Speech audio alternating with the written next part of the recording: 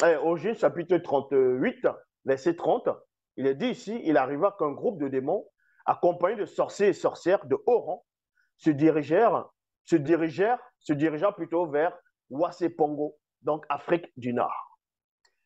Origine 38, verset 34, il est dit soudain, quand les frères de Kolaïta virent les démons accompagnés de sorciers et sorcières de haut rang qui passaient par là, ils prirent aussitôt la fuite et entrèrent dans leur corps physique en laissant Kolaïta dans le trou des armes. Ça veut dire quoi ici? C'est cette histoire ici qu'ils vont prendre aussi, ils vont mettre dans les Bibles classiques, dans les canons. Ils vont dire que Joseph, il avait jeté dans un puits. Donc Joseph, le fils de Jacob, ils l'ont jeté dans un puits. Et subitement, il y a eu des mendianistes. Dans d'autres versions, ce sont des mendianistes qui sont arrivés.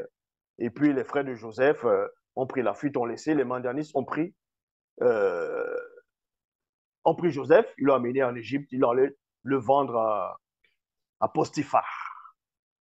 Ils l'ont amené sur Postiphar, là-bas, Postiphara, d'autres diront Postiphara, Postiphar, ainsi de suite. Et vous connaissez après la suite. Mais ce n'est pas le cas. La vraie histoire ici, c'est les frères de Kolaïta, donc de Joseph, étaient hors de leur corps physique. Ils avaient l'habitude de sortir de leur corps parce qu'on les avait initiés non point dans la sorcellerie, parce que même les prophètes sortent de leur corps. Ce n'est pas de la sorcellerie. Maintenant, tout dépend aussi. Ce qu'on va appeler Jean, Johanna dans les Bibles classiques, dans le livre d'Apocalypse chapitre 1, à partir on va dire, du chapitre 1, on vous parle de Jean qui était à l'île de Patmos selon les Bibles classiques. À un moment donné, il dit qu'il fut ravi au jour du Seigneur. Donc, il était sorti de son corps, puisqu'on lui a montré les choses qui se produisaient. On lui a montré le passé, le présent, le futur, on lui a montré beaucoup de choses, y compris même Ézéchiel dans les Bibles classiques. Quand, brab, on vous dit, on l'a pris par les cheveux de sa tête, on lui a montré les abominations qui se produisaient à Jérusalem, ainsi de suite, comment il y avait des sorciers, les gens faisaient des incantations, les femmes qui priaient Tammuz, ainsi de suite. Donc, les prophètes peuvent aussi sortir de leur corps. C'est pas parce que les prophètes sortent de leur corps que ils vont entrer dans le monde occulte ou tout simplement faire la projection astrale ou le voyage astral. Ce n'est pas tout à fait ça. Il faut comprendre ces choses-là.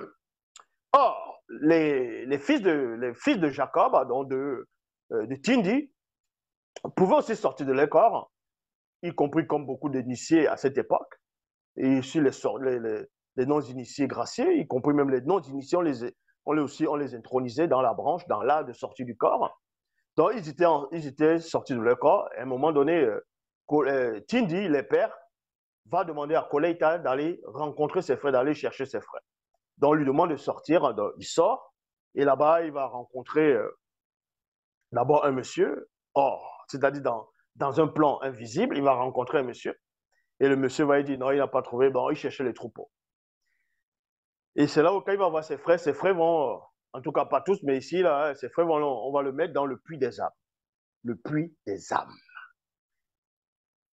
Et à un moment donné, ils vont décider que non, c'est quand même les frères, il ne faut pas qu'ils restent là-bas.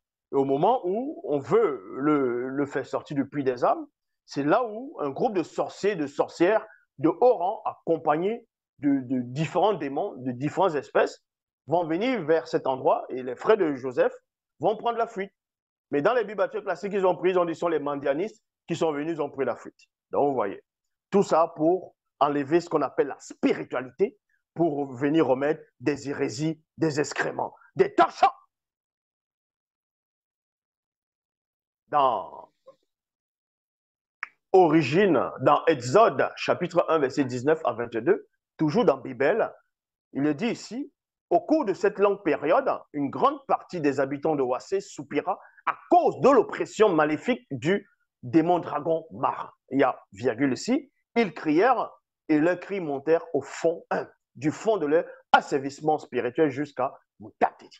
Mutatedi est celui qui guide et qui intronise les initiés. C'est celui dont, comme je dis constamment, qu'ils ont pris de son histoire, ils l'ont introduit dans les canons, là-bas on l'appelle le messager de Yahvé Adonai, Jéhovah Elohim. Et aussi, ils vont dire que l'ange de l'Éternel, c'est aussi une théophanie de Dieu lui-même. Vous voyez que la sorcellerie les démons ont initié beaucoup de personnes en Afrique, y compris hors de l'Afrique aussi. Et le but d'abord, l'origine de la sorcellerie était là pour remplir le continent bien-aimé, pour que les Noirs puissent devenir tous, on va dire, des sorciers de différentes branches, afin que le nom connu ne puisse pas se manifester. Et aussi établir le nouvel ordre mondial. Et ça a perduré pendant des siècles, des civilisations, des empires, jusqu'à l'époque du puissant Bossi, que eux vont appeler dans les Bibles classées sous la personne de Moïse Moussa. Et ils vont prendre l'histoire de Moïse, ils vont dire que il y avait un pharaon qui n'avait point connu Joseph, qui a mis les enfants d'Israël, les Israélites, les Hébreux, en esclavage, dans la servitude. Et on ne vous donne même pas le nom de ce pharaon, parce qu'ils n'osent même pas donner le nom de ce pharaon, parce qu'ils vont taper poteau. Et par rapport même à l'âge de Moïse, parce que l'esclavage, selon les Bibles classiques, ont commencé à l'époque où Moïse est né. Écoutez très attentivement, ont commencé à la période où Moïse a vu le jour, à la période où Moïse est né. Et la fille de Pharaon, dans les Bibles classiques, a recueilli Moïse, a élevé Moïse. Moïse a fait 40 ans en Égypte, selon les Bibles actuelles classiques. A fait 40 ans en Égypte, selon les Bibles actuelles classiques. Et il fuit, il va dans le pays de Madian. Il va rencontrer Jéthro, le souverain sacrificateur de Madian. Et puis, il va se marier avec Séphora, il va aller à la montagne des Reb, il va rencontrer Yahvé, Jéhovah Elohim, le faux Dieu. Et en Madian, il va faire 40 ans. Donc, après, il va revenir en Égypte. Il aura 80 ans pour délivrer le peuple d'Israël. Donc, on vous dit que c'est Moïse qui a stoppé l'esclavage de l'Égypte. Or, si l'esclavage commence à la période où Moïse va naître, est né, à la période de la naissance de Moïse, vous pouvez vérifier, est né à la période, l'esclavage commence à la période de la naissance de Moïse et finit quand Moïse a 80 ans. Et on ose vous dire que l'esclavage, c'était 400 ans. Vous voyez que ça ne tient pas. Moïse avait quel âge?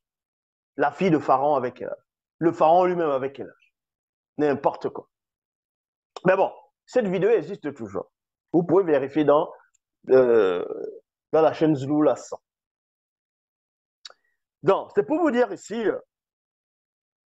qu'à cette époque, ce n'était pas un pharaon, c'était le tout premier démon de l'histoire de la création. Le démon le plus puissant de tous les démons, c'est celui qu'on avait établi pour perturber, déranger et déstabiliser le peuple noir. Mais ils n'ont pas réussi, le démon là n'a pas réussi à opprimer tout le peuple noir, vu qu'il ne pouvait pas opprimer les initiés. Ce n'était pas possible. Les non-initiés gracieux aussi étaient protégés par là. Il y avait beaucoup de non-initiés qui étaient sous l'emprise de ce démon-là. C'est pour ça qu'on vous dit ici, au cours de cette longue période, une grande partie des habitants de Wa, c'est une grande partie. Ça veut dire qu'il y a une autre partie qui n'est pas dedans, pour ceux qui ne comprennent pas le français. Soupira à cause de l'oppression maléfique du démon dragon marin, ils s'écrièrent et leurs cris montèrent du fond de leur asservissement spirituel jusqu'à Moutatedi. Moutatedi attendit le sanglot. Alors Moutatedi annonça plutôt la délivrance par l'intervention d'un libérateur issu de la race noire. La nouvelle parvint jusqu'au monde occulte qui fut profondément troublé, ainsi que chez tous les magiciens, tout magicien, mage, devin, astrologue, prêtre, voyant, envoûteur et sorcier des 4 coins de la terre.